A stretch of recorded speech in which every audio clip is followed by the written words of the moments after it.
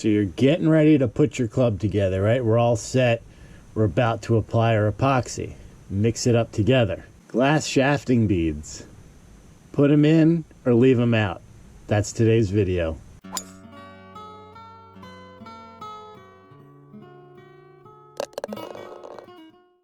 So when it comes to the world of shafting beads, there's really no riding the fence for this. You either use it or you don't.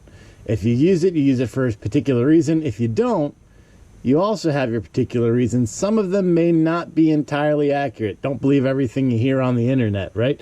What are glass shafting beads? They are essentially little glass beads that have been ground up. Well, they're not ground up. They're so small, it's powder form. If we had a microscope and we looked at them, they would look kind of like white clear marbles, so to speak.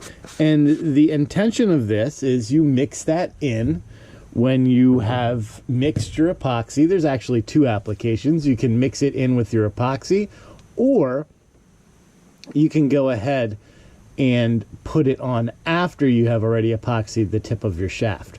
So there's a couple ways that you can do it. I prefer to mix it in with the epoxy.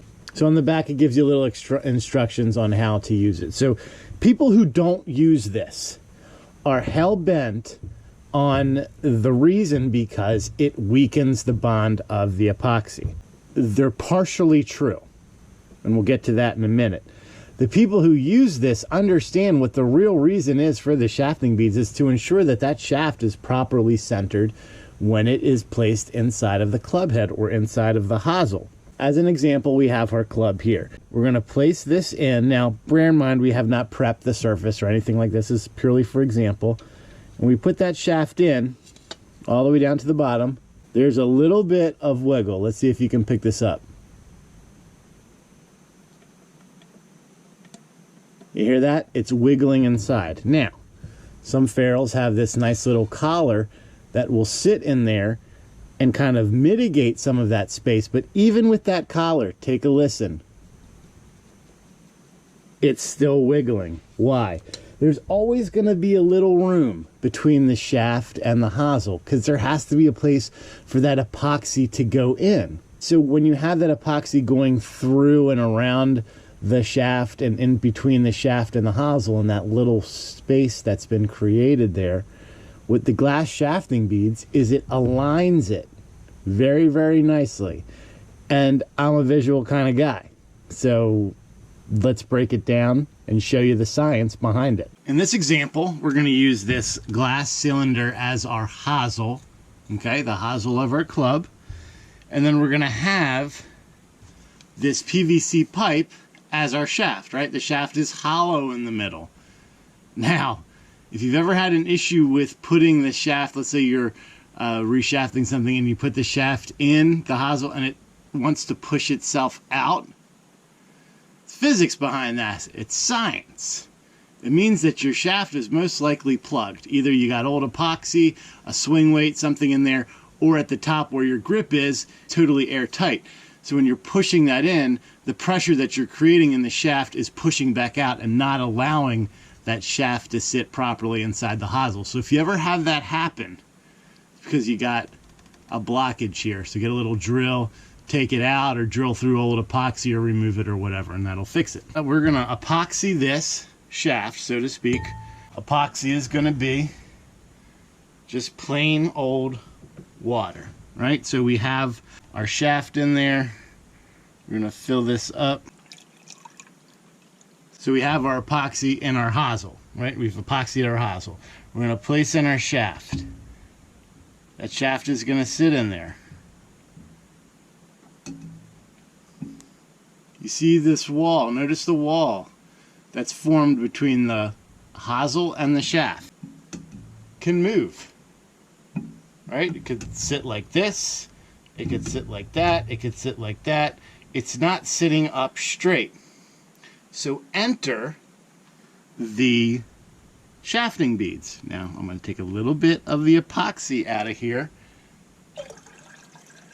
because water displacement says that I could have made a mess. We introduce our shafting beads.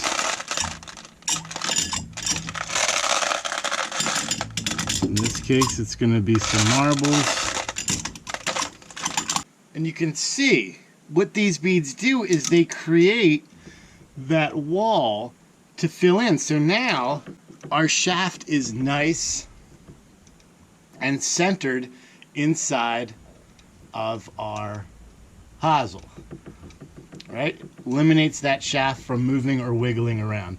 Essentially, that is what those shafting beads are doing inside of your epoxy. So that's why shafting beads are important. They help you create a nice concentric line through your hosel to your shaft.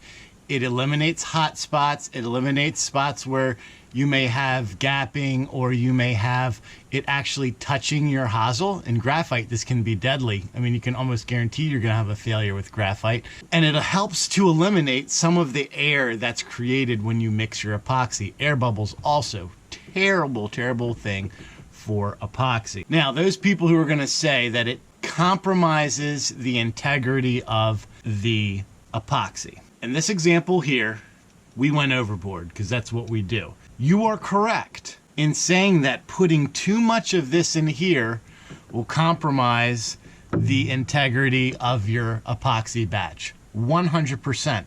So that's where most people get a bad rap about shafting beads. They're putting in too much. All you need is a little bit. All the shafting beads are not the same. Some of them change in grade or diameter or how big they are. So some may be very fine, some may be a little grainier. Check the manufacturer's specifications and look at how much you're supposed to have. They usually do it per part, so you know how much epoxy you have. Use the appropriate shafting beads for that particular batch that you're making of epoxy. And I'm telling you guys, this is what you need to be doing to ensure that that shaft is perfectly centered inside of your club head. If you guys have any question, leave them in the comments below. Hit me up on my email right down here. I'll be sure to get back to you. So you guys have asked me, because I've used this on 3 builds so far, and you're like, why do you use that? What do you use it for? That's why. That's its purpose, and this is why people give it a bad rap, because they're just not using it right. But used correctly, with the right mix of epoxy, you will have a solid bond when you go to mate your shaft with your club head. And guys, it's the most important thing in the entire build. You muff this up, your build is shot. You know, your club heads are going to be flying off. God forbid you made it for someone, or someone paid you to build their clubs for them. Your reputation as a builder is pretty much shot. Yes, there are some bad batches that happen, but you can avoid them by making sure you follow the directions in terms of mix and in terms of how much shafting beads you should be adding. Let me know what you guys think in the comments below. I hope this helped you kind of visualize the whole purpose and the reasoning as to what shafting beads do. And also, if you're having that problem when you put that shaft in and it starts to pop out on you, like you can physically feel it pushing back, check the inside of your shaft. I guarantee you there's a blockage. Until next time, guys, make sure that you swing as hard as you possibly can, just in case you hit it. G2 out.